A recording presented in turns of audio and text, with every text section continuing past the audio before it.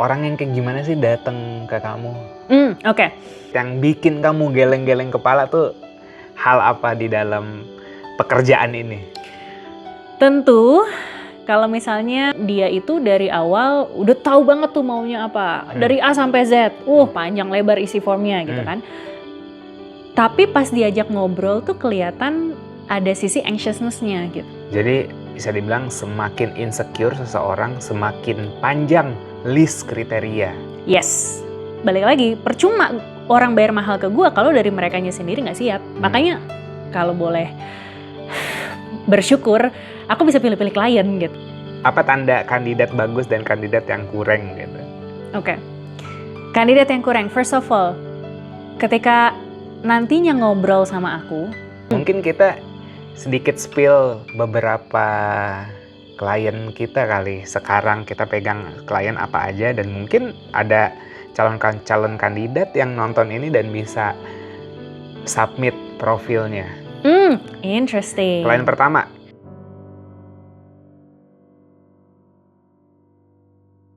Oke, selamat datang di Sapiopato versi kita berdua. Memperingati 2 tahun kamu menjadi Mak Comblang, kita akan spill beberapa cerita-cerita seru dan unik, dan kayak pattern apa aja yang kamu jumpai selama 2 tahun dari klien dan kandidat. Nggak bermaksud untuk kayak menjelek-jelekan atau julid, enggak, tapi maksudnya kayak kita secara objektif ngelihat realita dating scenes, terus behavior seperti apa sih umur-umur 28 sampai 50 yang memang punya pain point dalam mencari pasangan. Bahkan dari 25 juga bisa sih, kandidat kan ada yang 25. Kandidat yang 25. Iya. Oke, mungkin sebelum kita ngobrolin hal-hal tadi, kita kasih fondasinya dulu sih. Ane sebagai International Certified Matchmaker sejak 2024. Ya. Terus kita udah handle berapa klien ya?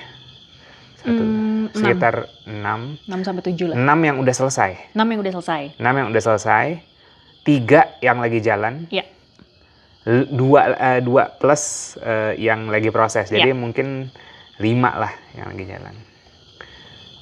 Selesainya gimana sih? Selesainya yang udah dating. First date. Jadi tanggung jawabnya seorang Mak Comblang adalah mencarikan kandidat yang sesuai sama kriteria yang udah kita kulik-kulik, kita profiling, kita obrolin, sampai mungkin semi-semi kamu coaching kliennya. Jadi ada 2 sisi, client side sama kandidat side. Yes. Klien itu adalah orang yang datang ke Coach Anes, bayar Coach Anes untuk minta dicariin. Yep. Kandidat adalah orang yang mungkin ngisi Ranum Kompas, atau coach-coach yang udah pernah sama kamu, atau sesama klien, atau ya single pool kamu yang nemu-nemu di komunitas, atau kenalan-kenalan network profesional network. Bener ya? Sama yang apply di poster pun juga ada. Sama yang apply yang di poster pun. Ya. Jadi itu kandidat. Ya. Jadi buat fondasi gimana ini. So, gimana Bi? Selama 2 tahun, impresinya gimana? Selama 2 tahun kamu jadi Mak Comblang tuh gimana? Highlightnya adalah seru. Okay. Never in my wild card, aku berpikir bahwa aku akan bekerja sebagai seorang matchmaker atau Mak Comblang, which is nyomblangin jodoh satu sama lain gitu ya. Masih berproses, tapi aku merasa bahwa selama menjalani project ini atau pekerjaan ini, aku merasa tenang. Karena sebelumnya pekerjaan aku sebagai seorang HR, sebagai seorang coach, itu tuh benar-benar transferable banget ke role ini. Gunanya buat apa? Kalau aku tenang, klien aku tenang, dan kandidat aku juga tenang. Sehingga itu bisa memaksimalkan experience mereka dalam mengikuti program matchmaking ini, gitu. Karena balik lagi, untuk menjodohkan orang, pasti banyak banget aspek yang dipertimbangkan, gitu kan. Tapi yang jarang diperhatikan sama orang-orang tuh adalah rasa tadi, gitu. Jadi I think my first impression selain seru, I think the second impression adalah kayak I'm happy aku bisa menularkan ketenanganku kepada klien dan kandidat. Oke. Gitu. Itu dari sisi rasa. Pattern apa aja yang kamu bisa simpulkan dari sisi klien dan kandidat, kayak kalau mungkin aku mewakili rasa penasaran orang-orang tuh, orang yang kayak gimana sih datang ke kamu? Oke. Yang datang ke aku dan menjadi klien, artinya dia bayar, minta dicariin kandidat, itu adalah memang orang-orang yang sebenarnya profesional atau mereka udah mapan dari sisi financial. Dan cenderungnya mereka juga mapan dari sisi emosional. Oke. Meskipun ada yang perlu di-coaching dulu. Jadi ada nih klien aku dua sisi, ada klien yang nggak perlu di-coaching sama ada klien yang perlu di-coaching gitu. Nah, ketika mereka datang, mereka tuh udah punya kesibukan sendiri dan akhirnya mereka minim sekali waktu untuk kenalan sama orang-orang di circle baru. Dan mereka memang benar nggak mau buang-buang waktu untuk ketemu sama orang yang nggak niat gitu kan. Orang-orang yang cuma mungkin mohon maaf manfaatin doang tapi nggak jelas profilnya kayak gimana. Sedangkan pas datang ke aku kan kandidat dan klien itu mereka ngasih data. KTP, slip gaji. Jadi aku lihat bener-bener tuh dan aku verifikasi apa yang dia tulis di form sama apa data yang dia kasih itu sama apa enggak.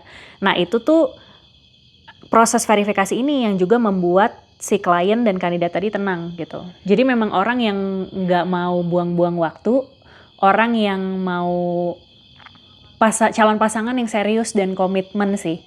Dan pada akhirnya kandidat-kandidat yang memang tidak berkomitmen tuh memang akan gugur dengan sendirinya gitu dengan seluruh proses ini. Karena kalau boleh dirangkum, step yang akan dijalanin kandidat untuk akhirnya bisa aku temuin sama klien aku tuh ada 10 step gitu. Which is itu panjang kan, dan memakan waktu paling cepat itu aku bisa bilang mungkin 2 minggu gitu, dari best practice ya, 2 minggu. Paling lama itu ada yang bisa sampai 1-2 bulan, tergantung dari kecepatan merespon satu sama lain dan dari aku pun. Dan selama kamu 10 step itu, kamu juga observe kan gimana cara dia berkomunikasi, gimana cara dia ngerespons gitu ya? Betul, jadi memang dari awal bahkan mereka nggak langsung ketemu aku, mereka di quick screen dulu kan sama tim Ranum kan. Tim Ranum juga udah punya mata yang sama lah kayak aku gitu kan. Ketika quick screening misalnya jawabannya dia, ya mau coba-coba aja, ya aku lihat ini kenapa enggak, aku bisa ketemu dulu nggak gitu, baru aku decide kayak lah lu kandidat tapi lu aja nggak komitmen ya ngapain gitu kan. Padahal klien aku itu komitmennya tinggi, kenapa? Dia berani bayar mahal. Tapi kalau dia dari awal di quick screen sama tim aku aja nggak ngehormatin tim Ranum, it shows the character. Oke. Gitu. Nah tadi udah bayar mahal. Ya. Start dari berapa? Start dari 35 juta untuk 2 kandidat. Start dari 35, berarti bisa more higher. Yes. Based on? Based on apa? Kenapa bisa lebih tinggi? Oh, iya. Based on kelangkaan si kandidat itu. Kelangkaan si kandidat, keunikan request dari si klien. Yes. Gitu. Dan aku paham banget ya, maksudnya gini, first of all, teman-teman, ketika klien datang ke aku tuh mereka tuh sangat vulnerable lah sama aku. Dan ada sisi-sisi let's say paling duniawinya adalah gue mau cari looks yang paling sesuai preferensi gue. Dan itu macam-macam. Ada yang pengennya underweight lah, ada yang pengennya underweight tuh yang kurus. Kurus, tinggi, tapi sampai agak-agak kempot gitu, bukan yang berpipi gitu kan. Ada lagi yang maunya manis, ayu kemayu gitu kan. Ada lagi yang maunya mukanya tajam gitu kan, kayak fierce gitu. Dan balik lagi kalau kita ngomongin fisik, preferensi orang tuh beda-beda gitu. Bukan berarti misalnya aku kayak gini nggak cocok sama orang lain berarti aku nggak berhak dapet jodoh gitu kan. Kayak ternyata jodohnya kamu. Dan sama dalam proses ini aku mencoba untuk ngecocokin dari preferensi fisik juga. Ini buat cowok-cowok, I got you. I know that you still want to see the looks. Dan kemudian kalau dari sisi cewek-cewek, itu biasanya lebih emosionalnya tuh gitu. Dalam arti kayak nih cowok tuh bisa diajak ngobrol panjang lebar nggak sih? Nih cowok tuh provider nggak sih gitu? Provider dalam arti walaupun klien-klien cewek yang datang ke kita tuh udah mandiri semua secara finansial, tapi tetap pengen punya pasangan yang bertanggung jawab. Betul. Dan yang aku lihat kan untuk becoming a provider, ya nggak mungkin dilihat dari sekarang dong, tapi lebih ke bagaimana dia bertanggung jawab atas dirinya dia sendiri, dia punya utang apa enggak gitu kan, dia bagaimana dia menghidupi dirinya dia sendiri, prinsip-prinsip dia dalam mengelola keuangan itu seperti apa. Nah itu kan aku tanyain di interview, aku tanyain juga di form gitu. Jadi itu yang membedakan sih, yang unik ya dari klien pria sama klien wanita gitu. Oke. Ini yang baik-baik kayaknya kurang seru didengerin orang. Mungkin kita spill sedikit yang bikin kamu geleng-geleng kepala tuh hal apa di dalam pekerjaan ini? Tentu kalau misalnya udah suka nih sama profilnya, giliran dikasih fotonya habis itu nggak mau, serem gitu. Itu bikin geleng-geleng kepala sih. Kayak Oke. Aku kasih konteksnya. Jadi awalnya mungkin dia ngomongnya kayak, aku fisik nggak begitu mempertimbangkan, yang penting personality apa segala macam. Terus kita propose kan, kita propose, personality-nya bagus, background-nya bagus, pekerjaan bagus dan segala macam. Tapi pas kita kasih foto, dia langsung kayak, ih nggak mau gitu, jelek gitu kan. Oke. Gitu. Berarti hanya di bibir saja, hanya kayak apa ya? Ya, it show actually apa yang ada yang di dalam diri klien aku kan gitu. Jadi sometimes as a matchmaker pun pernah juga nih ada satu klien yang tadi kan satu klien yang mungkin manis di bibir, nggak perlu fisik, tapi ternyata pas dikasih fisik yang nggak cocok, habis itu komplain gitu kan. Nah ada lagi yang dia itu dari awal udah tahu banget tuh maunya apa, dari A sampai Z, panjang lebar isi formnya gitu kan. Tapi pas diajak ngobrol tuh kelihatan ada sisi anxiousness-nya gitu, ada sisi kecemasannya dia. Dan usut punya usut, aku coba tanya-tanya. Pas lagi di interview tuh dia bahkan bukan fokus untuk ngomongin relationship yang dia pengenin tentang dirinya dia sendiri, tapi masih ada luka terkait dari sisi mungkin sama orang tuanya gitu ya. Nah even aku sebagai seorang matchmaker pun aku ngeliat gini, wah ini kalau gue ketemuin sama kandidat gue punya kandidat bagus nih, tapi kalau misalnya dia belum siap pasti bakal mental. Jadi aku pun juga as a matchmaker dan coach, aku harus bilang sama dia bahwa I'm sorry, lu belum ready gitu. Lu butuh untuk being secure dulu. Walaupun itu klien udah mau bayar.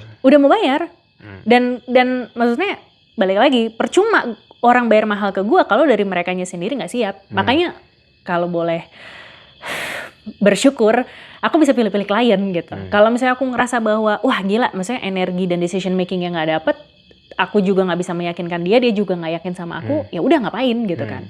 Nah di momen itu aku pun pernah ada satu momen nge-confront calon klien aku bilang, gue akan take lo as my client kalau lo agree untuk ikut coaching dulu sebelum akhirnya nanti go on a first date with my candidates gitu. Itu adalah bentuk tanggung jawab aku bahwa at least dia jadi dirinya dia sendiri dulu tanpa kecemasan, ketakutan dan lain-lain itu, sehingga nanti ketika udah ketemu sama kandidat aku jadinya bagus gitu loh hasilnya. Bukan lagi berdasarkan tadi rasa takut, rasa cemas dan lain-lain gitu. Jadi bisa dibilang semakin insecure seseorang, semakin panjang list kriteria. Yes. Kalau orang yang kliennya secure, kita kasih gitu kan kayak ya boleh gampang gitu ya. Patternnya tuh gini, kalau klien-klien yang secure, mereka tuh cukup misalnya kayak yang penting gue bisa ngobrolin apapun sama dia dan gue bisa berantem dengan sehat gitu. Berantem dengan sehat tuh apa gitu? Ya dia bahkan bisa melihat gitu ya, misalnya pas lagi ngobrol dia bisa ngeliat tuh lawan bicaranya tuh ke-trigger apa enggak gitu. Misalnya kayak let's say gue lagi menggebu-gebu dan segala macam, dia bisa handle my emotions as well gitu. Jadi kadang-kadang pas lagi interview aku tes juga tuh gitu kan. Nih orang cukup peka nggak nih gitu dalam melihat my emotions, karena tadi ketika dalam berrelationship kan emosi itu yang akan bersatu, emotional connection gitu kan. Kalau dia aja tidak peka terhadap emosional orang lain, bahkan dia nggak peka sama emosional dia sendiri, ya susah. Jadi biasanya tes aku yang pertama ke klien dan kandidat itu adalah seberapa dia paham juga terhadap emosinya dia sendiri. Tapi kalau misalnya dia udah ngerti emosi orang lain, nih contoh kandidat yang bagus. Kan aku tanya-tanyain dia kan gitu, gue pengen confirm deh, kemarin lo ngomong A, bla segala macem, tapi klien gue make sure, bener gak sih lo tuh sebenarnya gini nih gitu kan. Nah, si kandidat yang bagus tuh dia bilang gini, oh first of all thank you ya, gue appreciate banget lo udah mau confirm ke gue perihal ini gitu. Lo bukan cuma berasumsi, tapi lo emang beneran pengen tahu apa yang gue pikirkan dan gue rasakan. Dan jawabannya bener, apa yang sesuai dengan asumsi lo Mbak Anes gitu. Dan gue rasa itu sejalan sih sama nilai-nilai yang sebelumnya udah gue mention bla bla bla bla bla gitu. Jadi dia bisa mengappreciate juga proses ini, dia juga bisa mengekspresikan perasaannya dia gitu. Nah itu biasanya kandidat-kandidat yang memang dia udah lebih ready dan biasanya keberhasilan untuk cocok sama klien aku lebih tinggi tuh. Kalau misalnya yang nonton ini tiba-tiba ditelepon sama salah satu tim Ranum jadi kandidat gitu, biar mereka nggak gagal. Atau kayak kamu apa sih kayak apa tanda kandidat bagus dan kandidat yang kurang gitu? Oke. Kandidat yang kurang, first of all, ketika nantinya ngobrol sama aku, dia merasa dirinya dia lebih rendah dari aku. Oke. Jadi pernah tuh ada, aku telepon kandidat, dia grogi. Dan saking groginya dia mention bahwa kayak, iya aku biasa nonton Mbak Anes terus tiba-tiba sekarang diajakin ngobrol gitu. Itu tuh mohon maaf kelihatan kayak belum secure sama diri dia sendiri gitu. Dan ketika dia merasa bahwa dia mau posisikan nih, aduh aku biasanya nonton Mbak Anes seakan-akan mengidolakan aku gitu. Nah dia nggak bisa menyetarakan diri dengan aku, nah itu agak sulit tuh. Ada sense of security, ya, sense of security yang kurang. Makanya aku bilangnya adalah insecure. Itu yang pertama. Karena kalau misalnya kamu ketemu aku aja nggak nyambung, emotionally, apalagi ketemu klien, ya kan? Itu yang pertama. Terus kemudian yang kedua adalah kalau kamu tidak berkomitmen. Berkomitmen tuh apa? Iya. Responnya lama, responnya tidak bagus terhadap tim aku. Sorry ya kalau lo nggak bijak sama tim gue dalam responnya sih, I say no gitu. My team is my team, protective gitu kan. Jadi kan manner kan kita lihat juga dong, gimana cara dia berbahasa dan segala macam, lama atau enggak responnya. Kalau responnya lama, at least confirm gitu kan. Jadi orang yang emang nge-value komunikasi sih, komunikasi clear even via chat, even via telepon gitu. Even via email, right? Terus sama yang ketiga tadi berkomitmen itu. Karena prosesnya panjang, biasanya kandidat-kandidat yang bertahan sampai akhir adalah kandidat-kandidat yang memang juga punya curiosity terhadap proses ini gitu. Jadi ketika dia berkomitmen bukan cuma follow the process, tapi dia juga pengen tahu positioning gue dalam proses ini tuh di mana sih gitu. Dan dia biasanya lebih curious, dia lebih nanya sama kita gitu. Dan kita appreciate aja pertanyaan itu gitu kan. I mean, ya you get into this process, kita terbuka terhadap seluruh prosesnya, tapi memang ada data-data klien yang mungkin nggak bisa kita sampaikan di awal dan lain-lain gitu. Jadi mungkin 3 itu kali ya yang aku bisa highlight dulu. Oke, since ini all about matchmaking gitu, mungkin kita sedikit spill beberapa klien kita kali. Sekarang kita pegang klien apa aja dan mungkin ada calon kandidat yang nonton ini dan bisa submit profilnya. Interesting. Klien pertama yang tadi kita upload nih. Seorang wanita muslimah 32 tahun, cantik, cerdas, tenang, hangat, secure financially dan emotionally. Ini high quality klien lah gitu ya, high quality client, dan aku akan selektif milihnya. Ini sayang banget sih kalau pria-pria lewatkan asli. Trust him bro, trust him. Gitu. Anyway, just to give you perspective dalam seluruh proses matchmaking ini, Yasser pun ikut andil untuk memberikan secondary perspektif khususnya dari sisi pria ya gitu. Jadi kadang-kadang kayak poster gitu, itu harus based on approval dia nih, memancing pria-pria nggak, pria geret nggak gitu ya. Gitu. Jadi itu adalah kelebihan random, ada CEO dan CEO yang berpasangan. Oke, balik lagi to my clients, my high quality clients. Jadi dia lagi mencari seorang pria yang kawam gitu ya, pastinya simpelnya adalah practicing muslim dan memang udah siap menjadi imam. Bukan hanya imam dalam arti menjadi suami di dalam rumah tangganya, tapi juga menjadi ayah. Dan yang udah mapan, udah secure. secure secara mental juga karena Ya. bisa dibilang gajinya klien kita per bulan agak tinggi dan kalau cowok-cowok nyari yang setara sama dia mungkin agak sulit. Kalau bisa dapet, alhamdulillah. Tapi mungkin di bawah-bawah dia sedikit nggak apa-apa. Namun kalau misalnya rupanya yang kepilih ini di bawah dia sedikit gitu, tapi insecure kayak, waduh gaji dia lebih gede segala macam, ya bye-bye gitu. Jadi harus secure emotionally gitu. Karena kayak waktu aku ketemu kamu pun gajiku lebih kecil dari kamu kan. Yep. Tapi gue mah bodo amat, gue punya kualitas. Gue ngerasa gue punya kualitas yang beyond my salary gitu. Jadi cowok-cowok yang bisa, yang self-aware, confident, secure sama kualitas dirinya beyond his salary. Yep. Tapi bukan berarti, tapi memang sih bukan yang kayak first jobber atau baru middle manager gitu sih. Ya, Tapi nyarinya mungkin usia yang 30-an. 30-an yang udah settle secara finansial lah. 30 sampai 36 lah, I would say the ideal age Iya, gitu ya. at least manajerial ke atas sih. Oke. Ada lagi dari pesan kamu untuk cowok-cowok di luar sana? Kalau gue approach untuk gue tawarin klien gue yang ini dan lu nolak, lu bego. Asli gitu. Kalau ini mirip-mirip Siti Nurhaliza perawakannya. Ya, personanya kayak Siti Nurhaliza. Iya, kayak Siti Nurhaliza, Melayu gitu, cantik-cantik Melayu. Yes. Oke, sekarang klien kedua nih. Klien kedua kita adalah seorang pria berusia 30-an, antara 30 sampai 35. Gue lupa catatannya. Beliau ASN ya, dan sudah mapan. Secara karir udah oke. Terus kemudian secara finansial juga udah secure gitu ya. Udah punya rumah dan mobil juga. Oh udah ya? Udah. Oke. Jadi memang kalau secara profile bisa dibilang tipe pria yang mencari wanita yang mau diajak stabil gitu ya. Beliau ASN-nya di Jakarta, jadi memang lagi mencari pasangan usianya start dari mungkin 27 sampai maksimal 32 gitu ya, yang sama sih mau nge-value stability gitu. Jadi hidup yang stabil dan secure. Iya, kayak trade wife gitu kali ya. Ya.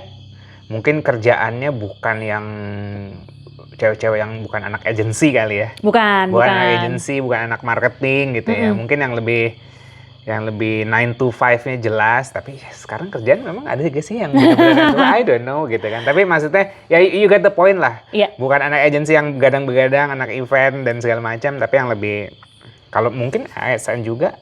Yes, mungkin ASN juga nggak apa-apa, atau entrepreneur yang memang bisa ngatur jamnya sendiri, karena kayaknya dia butuh wanita yang cukup responsif. Benar, that's a good keyword.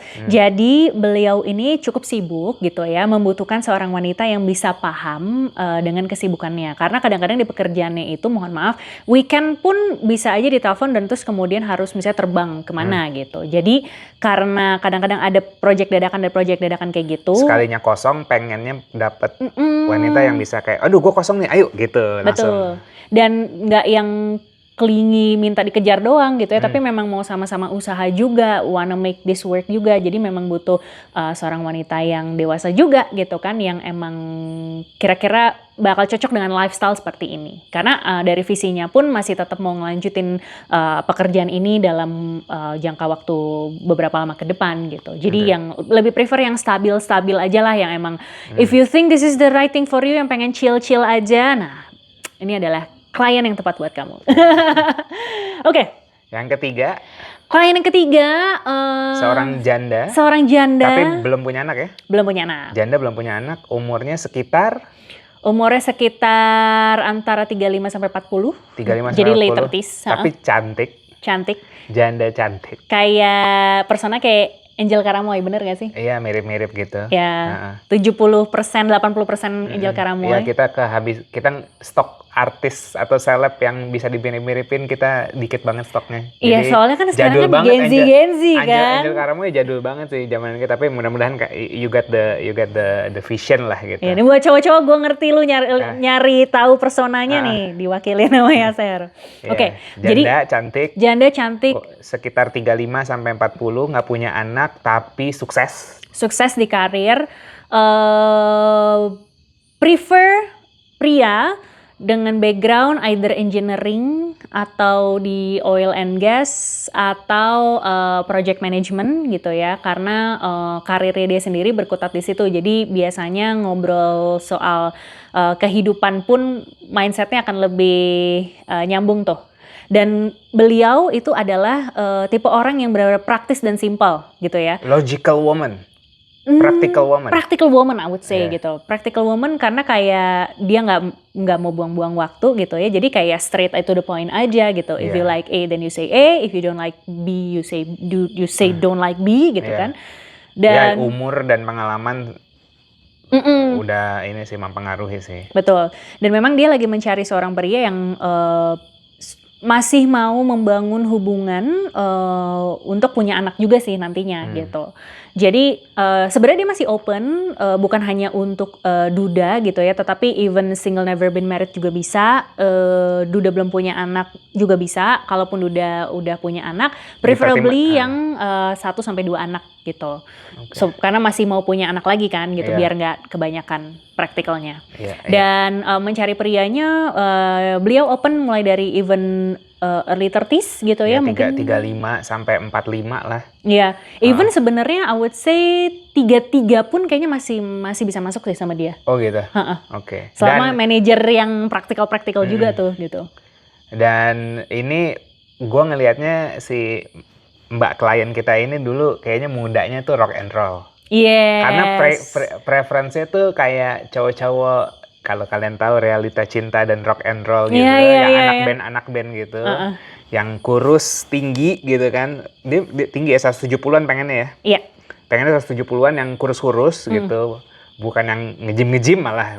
Spesifik ya, gua nggak mau yang nge-gym yang keker-keker, yang kurus, yang lean gitu ya, yang lean. Terus ya yang umur yang gimana sih, kayak zaman Vino masih kurus gitu loh. Iya. Vino Gebastian, Herjunot Ali gitu-gitu ya. Ya. Personanya kayak gitu yang dicari ya guys. Terus malah lucunya kayak kalau anak band lebih bagus. Tapi ini nggak jadi limitasi. Tapi maksudnya aku nyebutin ini biar kalian juga kebayang bahwa seleranya dia seperti itu gitu. Dari segi appearance gitu kan, penampilan. Tapi ya balik lagi, sebenarnya kalau dipikir-pikir ya, kalau dari segi kualitas personality, cewek-cewek tuh nggak jauh-jauh dari ya lu provide, bertanggung jawab, cerdas emosional, kayak gitu kan sebenarnya gitu. Even si yang klien kita yang terakhir yang cewek ini sama ya, karena dia sudah settle di karirnya bagus, financially juga udah secure gitu kan, bagus juga. Even kalau karena gajinya juga udah tinggi gitu kan, jadi kalaupun misalnya emang dapat gajinya di bawah-bawahnya dia dikit tuh masih oke sih gitu. As long as tadi lebih pentingnya tuh adalah sense of responsibility gitu loh. Karena dia kan nantinya bakal punya anak gitu kan, which is kalau punya anak berarti kan butuh provider juga gitu ya. Ya memang itu role yang nggak bisa terpisahkan sih. Ya, dan kalian kalau bisa ngasih kita referral, mungkin nanti bisa kita kasih sedikit-sedikit cuan komisi. Uang jajan. Referral fee. Nanti kalau yang tertarik baca tulis aja di kolom komen, "Kak, saya punya kandidat ini." Nanti kita baca, nanti kita DM, kita deal-dealan di DM. Bahkan sebenarnya di link kita yang referral form itu juga ada tuh. Jadi bisa masuk aja nanti ke situ. Cuman yang saat ini kita baru launch itu baru kandidat klien yang pertama, klien yang kedua dan ketiga nanti akan menyusul. Kurang lebih di maksimal di bulan Juni inilah udah. Iya. Ya, stay tune aja di Instagram Ranum sama Coach Anes, ada lowongan jodoh apa aja. Yes. Oke. Gitu. Since udah mulai agak gelap dan kita lapar, dan ya sampai jumpa di video berikutnya lah. Iya. Bye. Dadah.